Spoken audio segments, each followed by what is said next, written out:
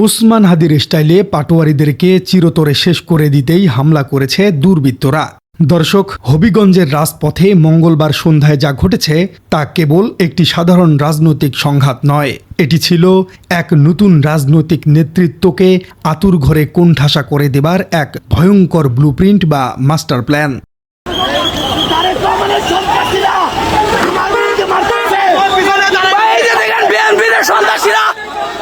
নাসিরউদ্দিন পাটোয়ারির দোষ কি ছিল? নাসিরউদ্দিন পাটোয়ারি এই সংশোধন বাচ্চা হলো, জন্মদাতা হলো সালাউদ্দিন আহমেদ। সংস্কার কমিশনে আমরা বারবার বলেছিলাম সালাউদ্দিন ভাই, আমি ওনার বাসায়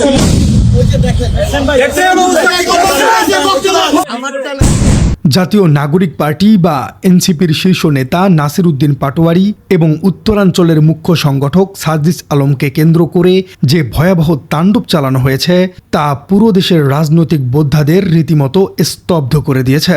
একদল উন্মত্ত দুর্বৃত্ত যেভাবে তাদের ধাওয়া করেছে, অবরুদ্ধ করে রেখেছে এবং নির্মমভাবে আক্রমণ চালিয়েছে, তাতে একটি বিষয় একেবারে স্ফটিকের মতো পরিষ্কার। পাটোয়ারি কিংবা সার্জিসদের কেবল ভয় দেখানোই এই হামলার মূল উদ্দেশ্য ছিল না, বরং তাদের রাজনৈতিক দৃশ্যপট থেকে সরিয়ে দেবার এক গভীর চক্রান্ত এর পেছনে কাজ করেছে। দর্শক, আজকের এই রুদ্ধশ্বাস পর্বে আমরা বিশ্লেষণ করব হবিগঞ্জের সেই থমথমে সন্ধ্যায় আসলে কি ঘটেছিল, কেন একটি নতুন রাজনৈতিক দলের পদযাত্রায় এত বড় মাত্রার আক্রমণ হলো, এর পেছনে কি কোনো প্রতিষ্ঠিত রাজনৈতিক দলের ক্ষমতা হারানোর চরম আতঙ্ক কাজ করছে, আর প্রশাসনের রহস্যময় নীরবতাই বা কিসের ইচ্ছে। ভাই আমাদেরকে মারতেছে, ভাই ভাই প্রশাসনের টাকায় টাকায় দেখতেছে,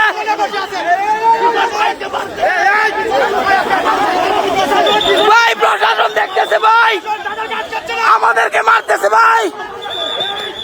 চলুন দর্শক, রাজনীতির এই অন্ধকার এবং রোমহর্ষক সমীকরণগুলোর জট একে একে শেকড় থেকে খোলা যাক। ঘটনার সূত্রপাত এবং ভয়াবহতা বুঝতে হলে ফিরে তাকাতে হবে মঙ্গলবার হবিগঞ্জের সেই অভিশপ্ত সন্ধ্যায়। জুলাই জাগরণ পদযাত্রা 2026 উপলক্ষে এনসিপির শীর্ষ নেতারা হবিগঞ্জে পা রেখেছিলেন।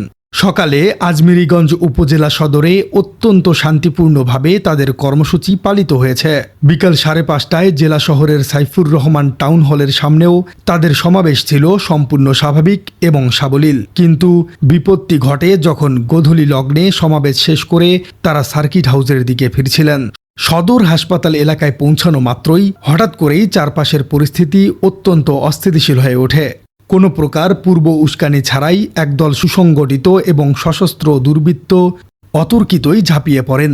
এটি কোনো সাধারণ রাজনৈতিক স্লোগান বা ধাক্কাধাক্কি ছিল না, এটি ছিল সরাসরি চরম আঘাত করার এক নিখুঁত অপারেশন। বৃষ্টির মতো ইটপাটকেল নিক্ষেপ আর ধাওয়া পাল্টা ধাওয়ার মধ্যে পরিস্থিতি এমন এক ভয়ঙ্কর রূপ নেয় যে নাসিরউদ্দিন পাটোয়ারি এবং সার্জিস আলম সহ শীর্ষ নেতাদের নিজেদের নিরাপত্তা নিশ্চিত করতে দিকবিদিক ছুটতে হয়। এক পর্যায়ে তারা বাধ্য হয়েই সোনালী ব্যাংকের কেন্দ্রীয় শাখার অভ্যন্তরে গিয়ে আশ্রয় নেন, কিন্তু আক্রমণকারীরা সেখানেও ক্ষান্ত হননি, বরং ব্যাংকটি চারদিক থেকে ঘিরে ফেলে এক রুদ্ধশ্বাস অবরুদ্ধ পরিস্থিতির তৈরি হয়।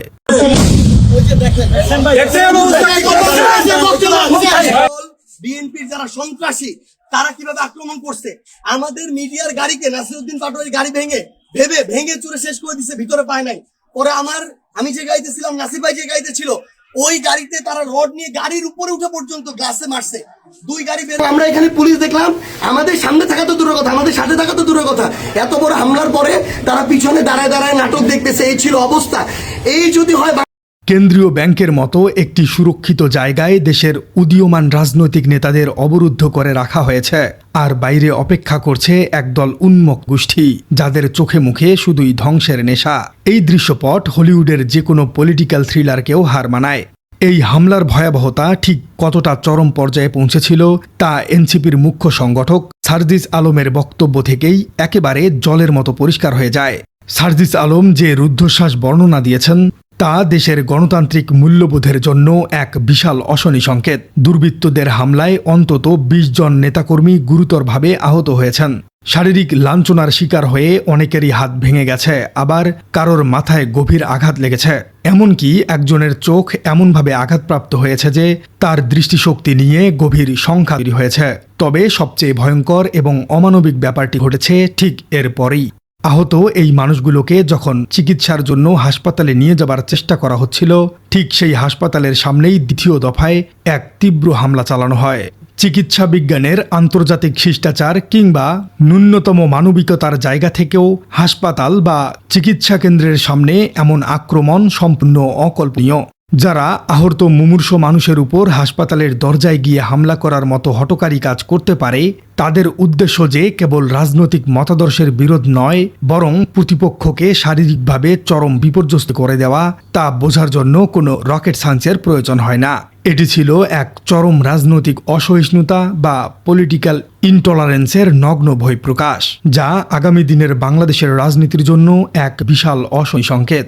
দর্শক, এবার আসা যাক এই মেগা পলিটিক্যাল থ্রিলারের সবচেয়ে জটিল এবং রহস্যময় অংশে, আর সেটি হলো ব্লেম গেম বা দোষারোপের রাজনীতি। এত বড় একটি সুসংগঠিত হামলার দায় আসলে কার? এনসিপি জেলা শাখার আহ্বায়ক আবু হেনা মোস্তফা কামাল অত্যন্ত সরাসরি এবং স্পষ্ট ভাষায় বলেছেন, এই হামলার জন্য ছাত্রদলের নেতাকর্মীরাই দায়ী। তার অভিযোগ, ছাত্রদলের নেতারাই এই পরিকল্পিত হামলার হোতা। কিন্তু এই অভিযোগের বিপরীতে জেলা ছাত্রদল সভাপতি শাহ রাজীব যে বক্তব্য দিয়েছেন তা রাজনৈতিক মনস্তত্ত্বে এক অসাধারণ কেস স্টাডি।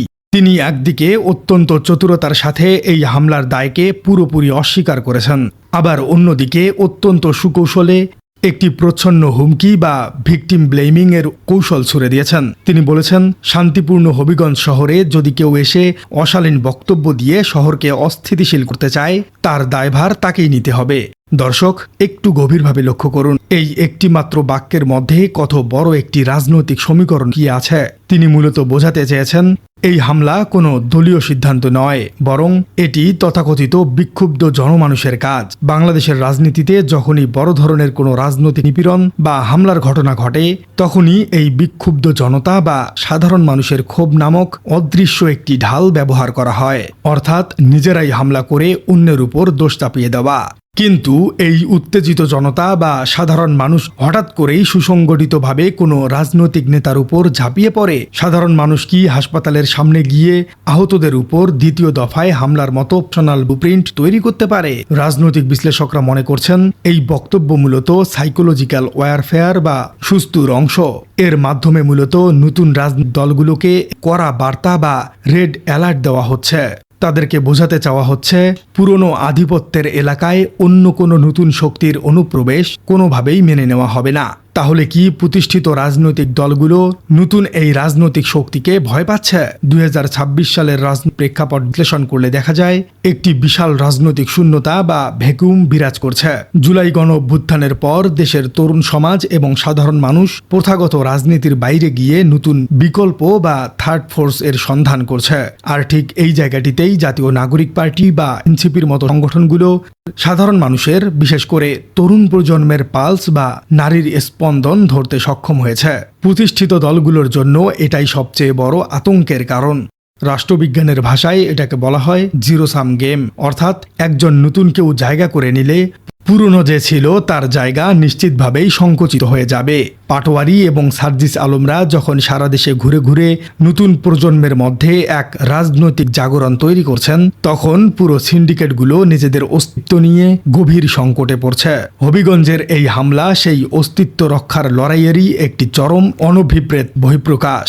দুর্বৃত্তরা হয়তো ভেবেছিল, শীর্ষ নেতাদের উপর এমন অতর্কিত তাণ্ডব চালালে পুরো এনসিপির দেশজুড়ে যে নেটওয়ার্ক তৈরি হচ্ছে, তার মধ্যে এক গভীর আতঙ্ক এবং প্যানিক ছড়িয়ে পড়বে। তারা এমন একটি উদাহরণ তৈরি করতে চেয়েছিল, যা ভবিষ্যতে সাধারণ শিক্ষার্থীরা বা তরুণ প্রজন্ম নতুন কোনো রাজনৈতিক প্ল্যাটফর্ম গড়ে তোলার সাহস না পায়। দর্শক, হবিগঞ্জের রাজপথে ঘটে যাওয়া এই রুদ্ধশ্বাস এবং নজিরবিহীন রাজনৈতিক হামলার ঘটনাকে আপনারা কিভাবে মূল্যায়ন করছেন? এটি কি কেবলই একটি স্থানীয় রাজনৈতিক সংঘাত, নাকি নতুন রাজনৈতিক শক্তিকে শুরুতেই কোণঠাসা করে দেবার এক গভীর এবং সুপরিকল্পিত মাস্টার প্ল্যান?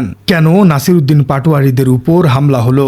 দেশের আইন শৃঙ্খলার ভূমিকা নিয়ে আপনার মতামত জানিয়ে দিন আমাদের কমেন্ট বক্সে। আর আমাদের চ্যানেলে নতুন হয়ে থাকলে চ্যানেলটি সাবস্ক্রাইব করে বেল আইকনটি বাজিয়ে দিন।